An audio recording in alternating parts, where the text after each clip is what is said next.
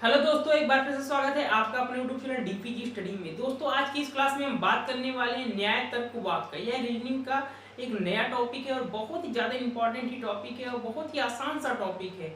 बस आपको समझने की देरी है इसमें। अगर आप समझ गए तो आप पूरे टॉपिक को हल कर ले जाएंगे। तो कहीं भी कोई मिस मत करिएगा, पूरे वीडियो पर लास्ट तक बने रहिएगा। आज की इस क्लास में हम न्याय तर्क वाद को बहुत ही अच्छे से, बहुत ही डीपली समझने वाले हैं। तो चलिए समझते हैं क्या है न्याय तर्कवाद। अगर इसकी हम प्रश्नों की बात करें, किस तरह के इसमें प्रश्न पूछे जाते हैं, तो इसमें आपको दो कथन दिए गए होते हैं। इन दोनों कथनों को आपको पढ़ना होता है और जो भी कथन आपको दिए हैं उनको सच मानना होता है, चाहे भले ही वह कथन क्यों ना ही झूठे हों। अब मान लीजिए एग्जाम्पल के तौर पे अगर लिखा है कि सभी मनुष्य गधे हैं, तो आपको उस वाक्य को सत्य मानना है कि वाक्य सत्य है और उसी कथन के आधार पे आपको दो या दो से अधिक निष्कर्ष दिए होते हैं। कथन आपको जो दिए होते हैं वो भी दो या दो से अधिक ही कथन रहते हैं और निष्कर्ष भी आपको दो या दो से अधिक दिया गया होता है। आपको कथन को पढ़ना है और नियमानुसार, एक नियम के अनुसार जो है इस कथन से निष्कर्ष को निकालना है और निष्कर्ष आपको बताना है कौन सा निष्कर्ष सही होगा। इस तरह के आपको प्रश्न पूछे जाते हैं। एग्जाम्पल के तौर पे अगर यहाँ पर हम देखें कथन क्या दिया है, देखिएगा कथन यहां पर कथन फर्स्ट है और कथन सेकंड। कथन फर्स्ट में क्या है, सभी मनुष्य मरणशील हैं।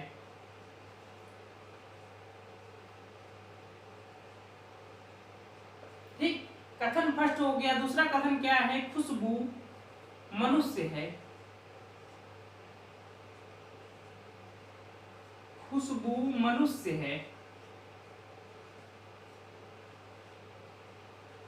ऐसा कथन आपको दिया गया होता है और कुछ इसमें निष्कर्ष दिए गए होते हैं। अब आपको इसमें निष्कर्ष निकालना होता है। तो अगर हम सिंपली बात करें तो क्या है, हमें देखिए सिंपली अगर हम बात करें तो जो इसमें कॉमन है, कॉमन को आप काट दीजिए। इसमें मनुष्य है, मनुष्य को काट दीजिए और जो बचा उसको लिख दीजिए।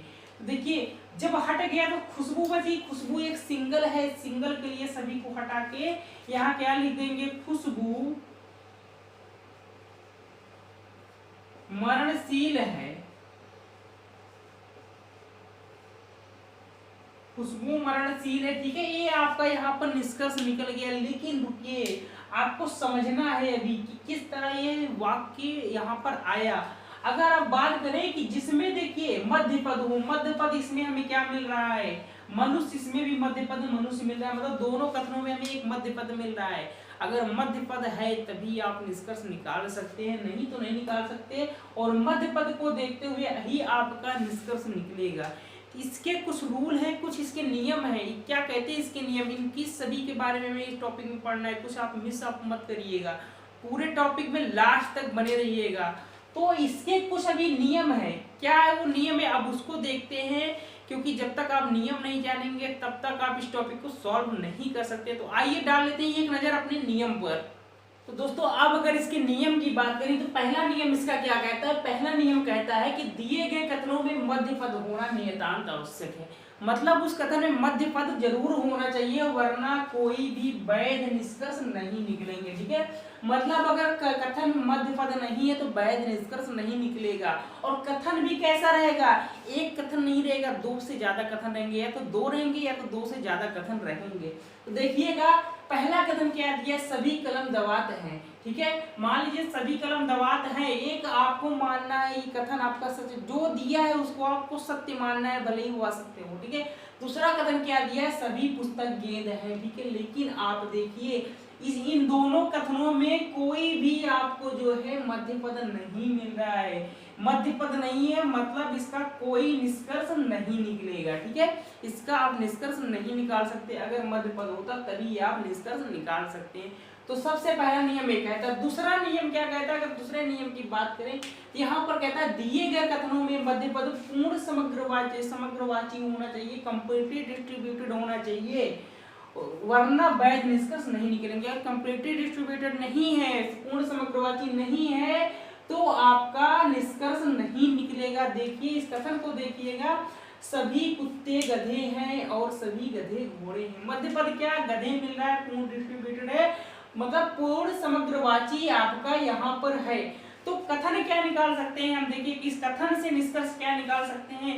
हमने क्या बताया, जो भी आपको मध्य पद मिल रहा है उसको काट दीजिए, ठीक है, काट देंगे। सभी बचा सभी लिख लिए, ठीक है, कुत्ते बचा कुत्ते को लिख लिए। अब क्या, घोड़े बचे हैं घोड़े को लिख लिए, और है लास्ट में बचा हुआ दोनों में कॉमन है उसको लिख लिए।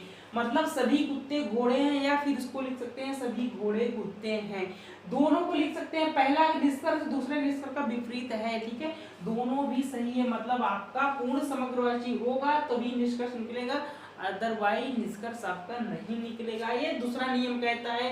नियम आप याद रखिएगा, अगर नियम आप भूल गए तो आप कभी इसको हल नहीं कर पाएंगे, करेंगे तो हल लेकिन आप गलत कर देंगे, तो गलत नहीं करना है। नियम तीसरा देखिए क्या कहता है, तीसरा नियम कहता है निष्कर्ष में मध्य पद नहीं आना चाहिए, नहीं तो ऐसे निष्कर्ष अवैध माने जाएंगे। मतलब आप जो कथन से निष्कर्ष निकालेंगे उसमें अगर मध्य पद आ गया तो आपका निष्कर्ष वह गलत रहेगा। तो देखिए कथन क्या दिया है, कथन दिया है सभी बाघ बैल हैं, ठीक है, सभी बाघ बैल हैं और सभी बैल घोड़े हैं, दो कथन दिया है आपको। इसमें मध्य पद क्या मिल रहा है, बैल, बैल आपको मध्य पद मिल रहा है, लेकिन निष्कर्ष में भी बैल आया है तो गलत, मतलब ये निष्कर्ष अवैध है, इसको वैध नहीं मानेंगे, ये निष्कर्ष नहीं निकलेगा। इसमें हम निष्कर्ष क्या निकाल सकते हैं, अगर बैल बैल को काट दें तो क्या बचेगा, यहाँ पर सभी बचेगा, सभी बाघ बचेगा, बाघ, और क्या बचेगा, घोड़े बचेंगे, तो क्या सभी बाघ घोड़े हैं, ये निष्कर्ष हम निकालेंगे। यहाँ पर कभी भी मध्य पद जो आएगा, मध्य पद आपका निष्कर्ष में नहीं आएगा, ठीक है। तो सभी बाघ घोड़े हैं या सभी घोड़े बाघ हैं, आप ये निष्कर्ष यहाँ निकाल सकते हैं। और देखिए नियम चौथा क्या कहता है, चौथा नियम कहता है दिए गए कथनों में से पहला कथन अंशव्यापी सकारात्मक हो एवं दूसरा कथन पूर्णव्यापी सकारात्मक हो तथा मध्य पद हो, निष्कर्ष हमेशा अंशव्यापी सकारात्मक में निकलते हैं। अब देखिए फिर से पढ़िए क्या कहा है, दिए कथनों में से पहला कथन अंशव्यापी सकारात्मक हो, अंशव्यापी मतलब उसका कुछ अंश हो, तो पहला कथन देखिए क्या दिया है, कथनों में से पहला कथन कोई एक कथन होना चाहिए ऐसा। तो यहाँ पर हम पहला कथन देखें, कुछ लड़के पिता है, मतलब सभी लड़कों नहीं, कुछ लड़के मतलब अंश है, कुछ का अंश है, मतलब कुछ लड़के पिता है, या अंशव्यापी ये शब्द हो गया। सकारात्मक हो, नहीं नहीं आना चाहिए, अगर नहीं आ गया तो नकारात्मक हो जाएगा, अगर नहीं नहीं है तो वो सकारात्मक है, तो सकारात्मक हो, ठीक है, ये सकारात्मक भी है और अंशव्यापी भी है। एवं दूसरा कथन पूर्ण सकारात्मक होता, ठीक है, दूसरा कथन क्या, पूर्ण सकारात्मक को देखिए सभी पिता माता है, मतलब सभी आ गया तो पूर्ण व्यापी हो गया और सकारात्मक है ही। तो देखिए पहला कथन भी ठीक है, दूसरा कथन भी इसी के अनुसार है, नियम के अनुसार। और मध्य पद हो, मध्य पद क्या, पिता यहाँ मिल रहा है, पिता यहाँ मिल रहा है, मध्य पद भी मिल रहा है। निष्कर्ष हमेशा अंश व्यापी सकारात्मक में निकलेंगे, जो निष्कर्ष निकलेगा उसमें हमेशा कुछ रहेगा। और इसकी एक बात और ध्यान रखिएगा, जहां कहीं भी कथन में आपको कुछ मिल जाए, जहां कहीं भी कथन में आपको कुछ मिल जाए, किसी भी कथन में निष्कर्ष हमेशा कुछ वाला ही होगा, उसमें जो भी निष्कर्ष निकलेगा उसमें आंसर कुछ वाला ही होगा। तो क्या होगा देखिएगा और ध्यान रखिएगा, कुछ वाला तो आंसर होगा लेकिन सकारात्मक होगा। क्या सकारात्मक है तो निष्कर्ष हमेशा सकारात्मक होगा, जैसा कि पहले निष्कर्ष में दिया है। पहले निष्कर्ष में क्या दिया है, कुछ लड़के माता हैं, मतलब यहाँ पर पिता पिता कट गया तो कुछ बचा, सभी को नहीं सिर्फ कुछ लिखेंगे, कुछ वाला जो भी क्वेश्चन आएगा उसका आंसर भी कुछ वाले से ही होगा। तो कुछ सबसे पहले आ जाएगा, ठीक है, कुछ लड़के आ जाएगा, लड़के यहाँ पर आ गया, उसके बाद माता बचा तो माता आ जाएगा और है आ जाएगा, ठीक है। और जो बोला हमने सकारात्मक ही आंसर आएगा, सकारात्मक, नकारात्मक वाला आप निष्कर्ष नहीं निकालेंगे, नकारात्मक वाला आपका निष्कर्ष नहीं होगा। इसका अगला नियम अब देखिए क्या कहता है, ये तो नियम 3 तक 4 तक हमने देख लिया, अभी और भी इसमें नियम है, टोटल 10 नियम आपको बताएंगे, याद रखिएगा पूरा, कहीं भूलिएगा मत।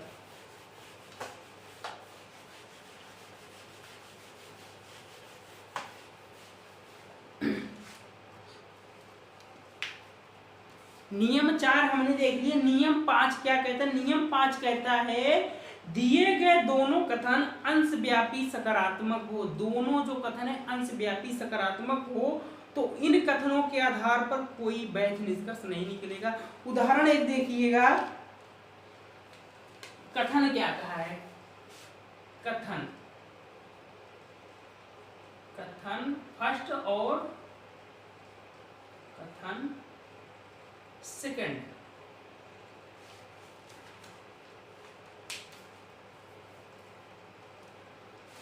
पहला कथन है कुछ कुछ वृक्ष घोड़े हैं, कुछ वृक्ष घोड़े हैं, ठीक है।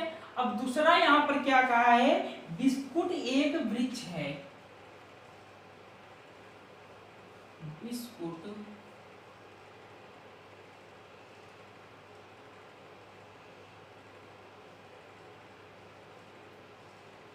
एक वृक्ष है, ठीक है।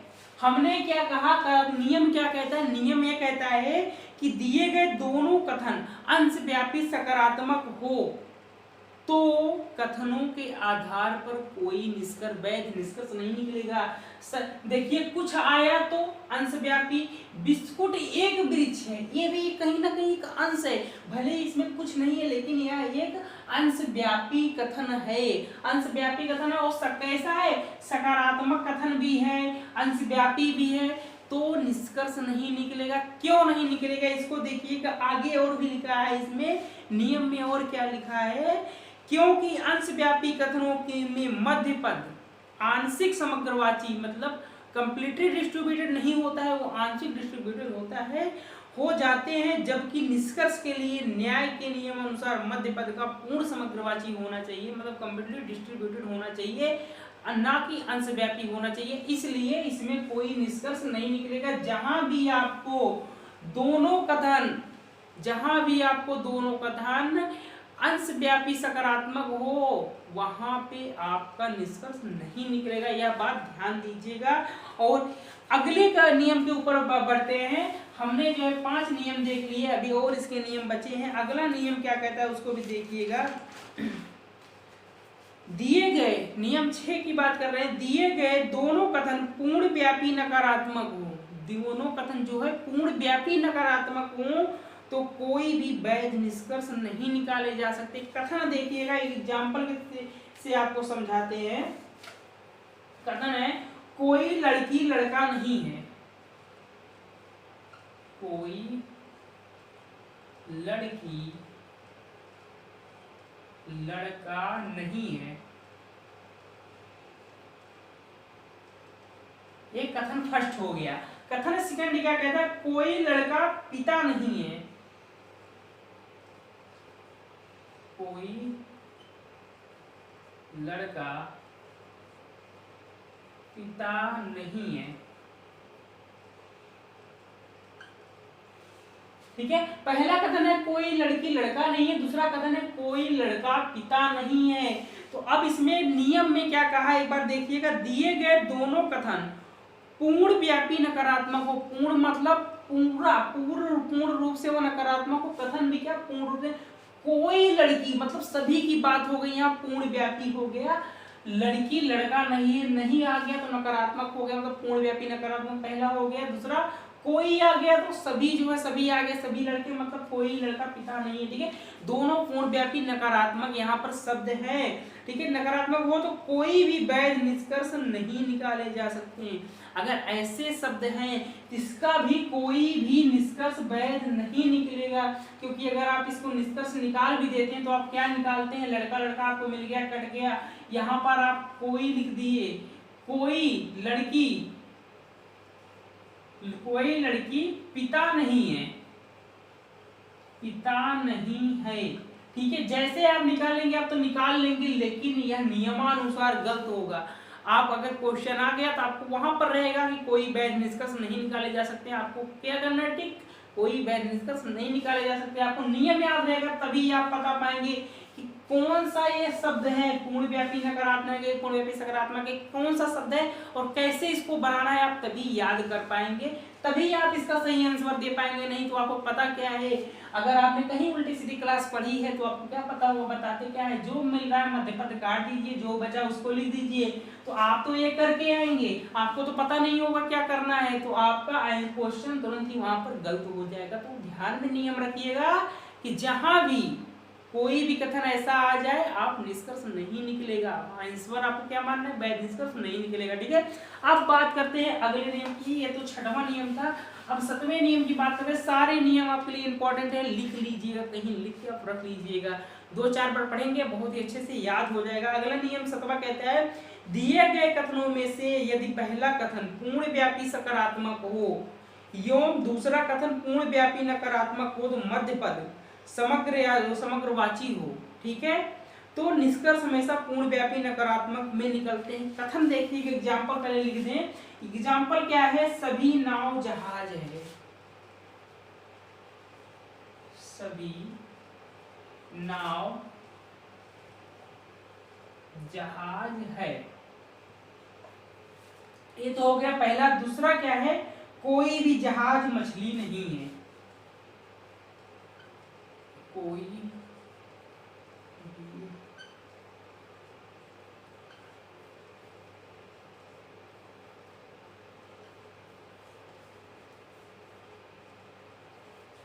ठीक है, ये दोनों आपके जो है कथन हो गए। अब देखिए नियम क्या कहता है, नियम कहता है यदि दिए गए कथनों में से पहला कथन पूर्ण व्यापी सकारात्मक हो, पहला कथन कैसा होना चाहिए, पूर्ण व्यापी सकारात्मक हो जो होना चाहिए। तो पहला कथन क्या है, पूर्ण व्यापी सकारात्मक है, नहीं कि सभी आ गया तो पूर्ण व्यापी हो गया, नहीं है तो क्या सकारात्मक हो गया, पहला कथन तो आपका पूर्ण व्यापी सकारात्मक हो। आप दोनों कथन में मैच करिएगा, दोनों कथन, पहला मान लीजिए पहला कथन नहीं है, दूसरा कथन वैसा है, मतलब जो भी कथन दिया उसमें से कोई ये कथन वैसा होना चाहिए, वो नियम का है, ना कि पहला ही जरूरी नहीं पहला ही कथन हो, आप दूसरा भी उसमें देख सकते हैं, क्या दूसरा तो नहीं है। अब देखिए दूसरा क्या है, पहला कथन पूर्ण व्यापी सकारात्मक हो एवं दूसरा कथन पूर्ण व्यापी नकारात्मक हो। दूसरा कथन पूर्ण व्यापी नकारात्मक होना चाहिए, नकारात्मक क्या नहीं आ गया तो नकारात्मक हो गया, पूर्ण व्यापी कोई भी, मतलब सभी की बात यहाँ कर दिया, कोई भी जहाज मछली नहीं है, मतलब यह भी नियमानुसार है, ठीक है, नियमानुसार है, मतलब दूसरा कथन पूर्ण व्यापी नकारात्मक और मध्य पद होना चाहिए। मध्य पद क्या है, जहाज है, जहाज है, मतलब जहाज यहाँ भी है, जहाज यहाँ भी, मध्य पद आपको भी मिल गए। अब क्या कहा है, मध्य पद हो तो निष्कर्ष हमेशा पूर्ण व्यापी नकारात्मक में निकलेंगे, हमेशा क्या, जो निष्कर्ष पूर्ण व्यापी नकारात्मक में निकलेंगे, तो निष्कर्ष क्या निकालेंगे, देखिएगा निष्कर्ष यहाँ पर क्या निकलेगा, निष्कर्ष जहाज, जहाज तो कट गया, सभी और कोई में क्या करेंगे, कोई को लिखेंगे, कोई भी, ठीक है, नाव, कोई भी नाव मछली नहीं है, मछली नहीं है, ठीक है, पूर्ण व्यापी नकारात्मक में भी हमने ही आपका आंसर निष्कर्ष निकलेगा, यह नियम 7 कहता है। तो यह आपका नियम जब याद रहेगा तभी आप कर पाएंगे, अदरवाइज आप नहीं कर पाएंगे। कहाँ क्या लिखना है आप पढ़ ही नहीं पाएंगे, कर ही नहीं पाएंगे। तो ये आपका जो है नियम 7 कहता है। अब बढ़ते हैं आगे, आगे बढ़ते हैं, देखते हैं अगला नियम क्या कहता है। 7वां नियम हो गया। 8वें नियम की अगर बात करें तो 8वां नियम देखिएगा क्या कहता है, यदि पहला कथन अंश व्यापी सकारात्मक हो, पहला कथन कैसा होना चाहिए, अंश व्यापी सकारात्मक हो, तथा दूसरा कथन पूर्ण व्यापी नकारात्मक हो एवं मध्य पद व्याप्त हो। व्याप्त का क्या मतलब हो, जिसमें कुछ समाया हुआ हो, जिसमें कुछ फैला हुआ, उसको व्याप्त बोलते। मध्य पद व्याप्त हो तो निष्कर्ष हमेशा अंश व्यापी नकारात्मक में निकलते हैं।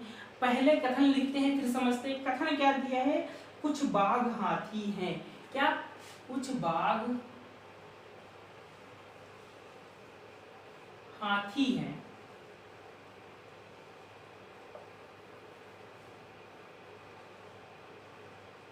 कुछ बाघ हाथी हैं। दूसरा कथन क्या दिया है, कोई हाथी कुत्ता नहीं है, कोई हाथी कुत्ता नहीं है। ठीक है, ये तो हो गया पहला कथन। और दूसरा कथन यहाँ पर हमने देख लिया। अब एक बार इसकी बात करते हैं, नियम क्या कहता है। नियम की अगर बात करें तो यहाँ क्या बोला है 8वां नियम, यदि पहला कथन अंशव्यापी सकारात्मक हो, अंशव्यापी सकारात्मक हो, अंश आ गया कुछ, अंशव्यापी हो गया, सकारात्मक नहीं है तो सकारात्मक, मतलब पहली कंडीशन नियम के अनुसार फॉलो हुआ। ठीक है, फॉलो हो गया।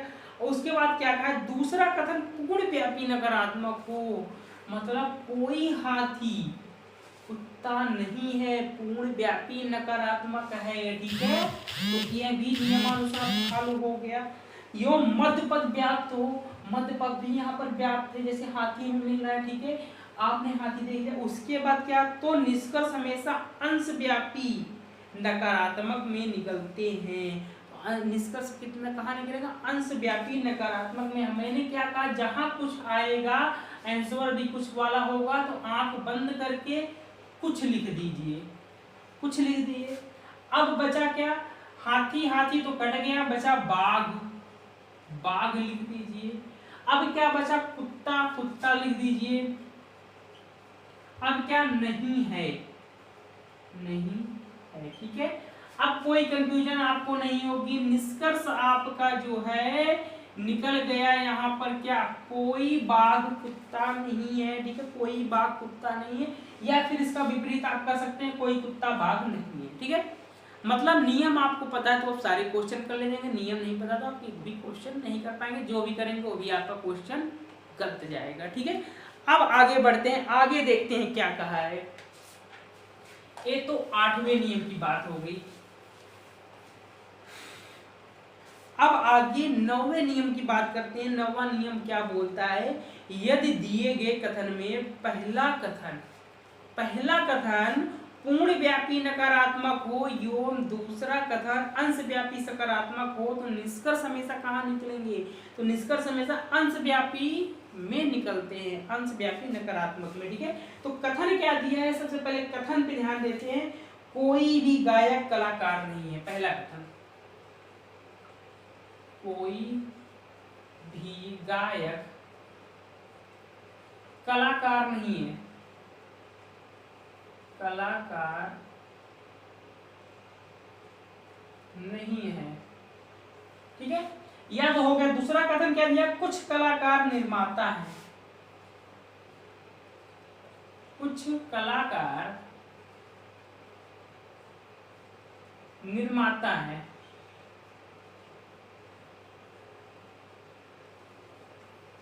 ठीक है, अपने ये दोनों कथन यहाँ पर दिए हैं। अब इसको देखते हैं कि कथन क्या हमारे नियम से मैच करता है कि नहीं करता है। तो नियम क्या कहता है, दिए गए कथन में यदि पहला कथन पूर्ण व्यापी नकारात्मक हो, कोई भी, मतलब सभी की बात कर रहे हैं, नकारात्मक आपको नहीं मिल गया तो फॉलो कर दिया नियम। ठीक है, मतलब पहला तो नियम फॉलो किया। उसके बाद क्या कहा, एवं दूसरा कथन अंश व्यापी सकारात्मक हो, कुछ आ गया तो अंश, नहीं है तो सकारात्मक, ये भी फॉलो कर दिया। ठीक है, तो निष्कर्ष हमेशा अंश व्यापी नकारात्मक में निकलते हैं। फिर मैंने कहा जहां आपको कुछ मिल जाए आंख बंद करके क्या, निष्कर्ष में कुछ लिख दीजिए। निष्कर्ष में क्या, कुछ वाला ही होगा। तो निष्कर्ष में जहां भी आपको कुछ मिल जाए कुछ पहले लिख दीजिए। अब आप देखिए मध्य पद क्या है, कलाकार, कलाकार मध्य पद है, तो मध्य पद को आपको क्या करना है, यहाँ पर काट देना है। अब क्या, निर्माता, कोई निर्माता गायक नहीं है, कोई गायक निर्माता नहीं है, ऐसा नहीं लिखेंगे, क्योंकि देखिए जहां भी आपने कोई लिख दिया वो गलत हो जाएगा। तो क्या करेंगे, कोई निर्माता, सॉरी कोई नहीं, हमने कहा कुछ वाला, तो कुछ यहाँ पर आपका रहेगा, कुछ निर्माता गायक नहीं है। ठीक है, तो आपका अंश व्यापी नकारात्मक में ही जो है निकलेगा आपका। तो यह आपका 9वां नियम होता है। अब बचा लास्ट नियम की, जो 10वां नियम है उसको देख लेते हैं। 10वां नियम आपका क्या कहता है।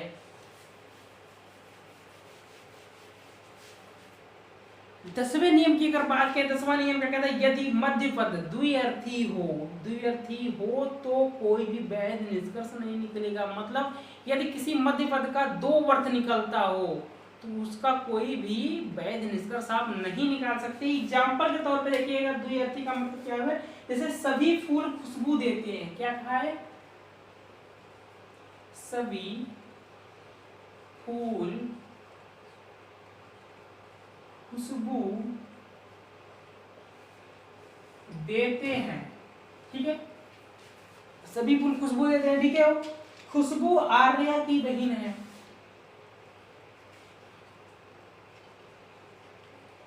खुशबू आर्या की बहन है, ठीक है। अब क्या कहा कि जहां दो अर्थ वाले मध्य पद हो, जहां जिसका मध्य पद का दो अर्थ निकलता हो, वहां वैध निष्कर्ष आप निकाल ही नहीं सकते। तो यहाँ पर देखते हैं खुशबू क्या है, खुशबू एक जो है भाव है, जो कि महक रहा है, खुशबू दे रहा है, एक भाव बता रहा है, यहाँ पर भावपूर्ण शब्द है, मतलब भाव बता रहा है यहाँ पर। और दूसरा क्या है, खुशबू एक नाम की नाम बता रहा है कि खुशबू एक नाम है, यहाँ खुशबू एक जो है खुशबू दे रहा है, मतलब भाव दे रहा है, भाव का भावपूर्ण शब्द है, और यहाँ पर एक नाम बता रहा है, दोनों का अर्थ यहाँ पर अलग अलग हो जा रहा है। तो ऐसी कंडीशन में आप जो है नियमानुसार इसका कोई भी निष्कर्ष नहीं निकलेगा। निष्कर्ष में आप क्या लिख देंगे कि कोई भी वैध निष्कर्ष नहीं निकलेगा, ठीक है। यह आपका आंसर होगा, ना कि आप इसका जो है सभी फूल आर्या की बहन है ऐसे नहीं निकाल सकते, क्योंकि जहां भी आप ऐसे निकालने की कोशिश करेंगे बिल्कुल आपका क्वेश्चन गलत हो जाएगा, आपका आंसर वहां पर गलत हो जाएगा। तो अगर आपको नियम नहीं पता है तो आप कर ही नहीं सकते। तो ये रहे कुछ नियम इस चैप्टर की, जो भी इंपॉर्टेंट नियम थे, इससे ज्यादा नियम और कहीं भी आपको नहीं मिलेंगे। तो ये नियम जितने भी हमने आपको बताए हैं, सारे नियम कहीं ना कहीं आप नोट कर लीजिएगा, इसको लिख लीजिएगा, और डेली क्या हफ्ते में 1-2 बार अगर आप देख लेंगे तो भी आपको याद हो जाएगा, जिससे कि आपका क्वेश्चन गलत ना जाए। क्योंकि जब आपको नियम नहीं पता रहेगा तो आप क्वेश्चन बिल्कुल ही गलत करके आएंगे। तो ये सारे नियम मैंने देख लिए, अब क्या करेंगे, हमने तो सारे नियम पढ़ लिया, अब अगले इसके जो वीडियो आएगा उसमें हम क्वेश्चन करेंगे कि किस तरह से क्वेश्चन आएंगे, कैसे इसको सॉल्व करेंगे, ट्रिक्स क्या है, इन सारी बातों को अगले जो है वीडियो में समझेंगे। आज की इस वीडियो में बस यहीं तक, फिर से मिलेंगे अपने नए वीडियो में एक नए चैप्टर के साथ और भी अच्छे क्वेश्चनों के साथ। तब तक के लिए बाय बाय।